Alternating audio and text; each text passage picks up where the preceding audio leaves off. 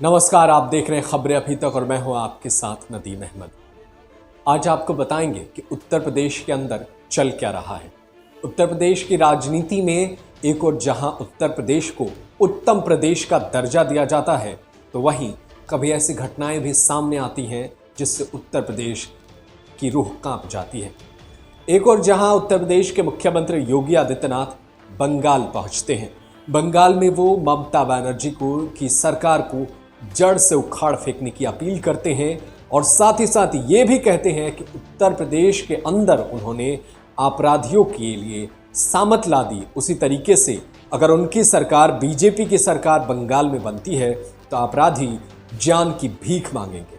लेकिन उत्तर प्रदेश के अंदर योगी आदित्यनाथ की ही सरकार में क्या कुछ होता है जो इससे वो छुपा नहीं पाते हैं।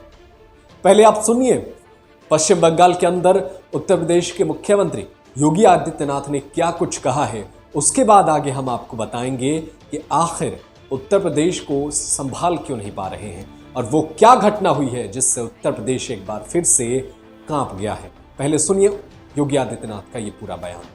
अब मान करके चलिए 2 मई के बाद भारतीय जनता पार्टी की सरकार जब बंगाल के अंदर बनेगी तो टीएमसी और कम्युनिस्टों के नाम पर गुंडागर्दी और अराजकता फैलाने वाले गुंडे अपनी जान की भीख मांगते हुए गलियों अपने गले में तख्ती लेकर के घूमते हुए फिरेंगे और उस समय फिर वो दृश्य देश के सामने होगा कि जो भी कानून के साथ खिलवाड़ करेगा उसको अपनी जान की भीख मांगने के लिए इसी प्रकार से मजबूर होना पड़ेगा।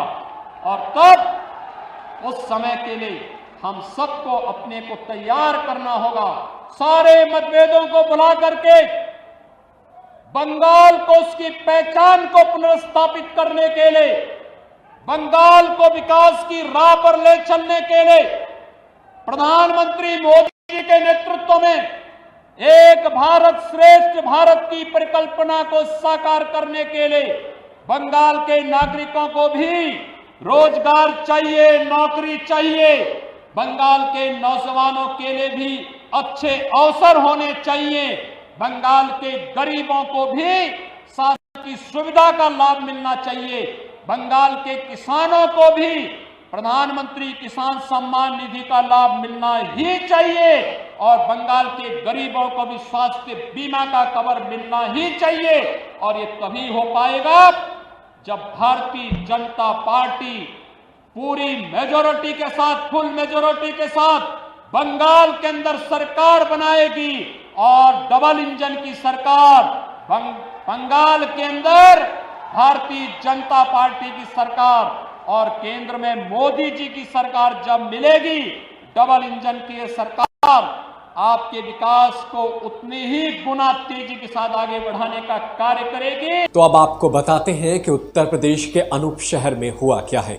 उत्तर प्रदेश के अनूप शहर में सिर्फ 12 साल की एक लड़की को बलात्कार करने के बाद बेहद ही सुरक्षित तरीके से उसे गड्ढे में दफना दिया गया है।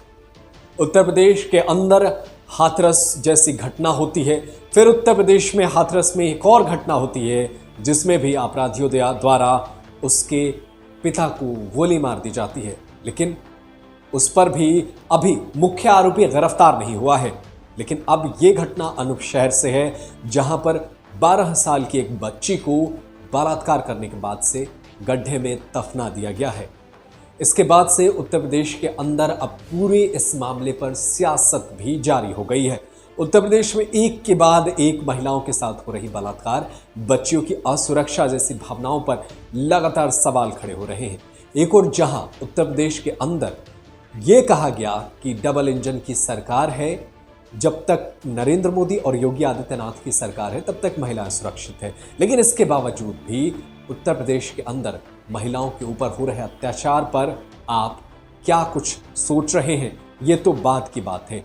लेकिन इस पूरे मसले पर राजनीतिक दल भी आगे आ चुके हैं और योगी आदित्यनाथ की सरकार पर सवाल उठा रहे हैं। इस पूरे मसले पर उत्तर प्रदेश की बुलंदशहर पुलिस ने क्या कुछ कहा है, देखिए इस वीडियो में। देखिए, थाना अनूप शहर के सिरौट बागर गांव में 28 तारीख को पिता द्वारा अपनी बेटी के गायब होने के संबंध में एक मुकदमा पंजीकृत कराया गया था, जिसमें हरेंद्र नामक युवक के ऊपर आशंका जाहिर की गई थी कि वो उस लड़की को गायब कर दिया है। और कल लड़की का शव हरेंद्र के घर के अंदर आंगन से ज़मीन के अंदर से खोद करके निकाला गया और इसने हत्या करने के बाद शव को वहीं अंदर ज़मीन में दबा दिया था। आज लगातार हम लोग प्रयास कर रहे थे।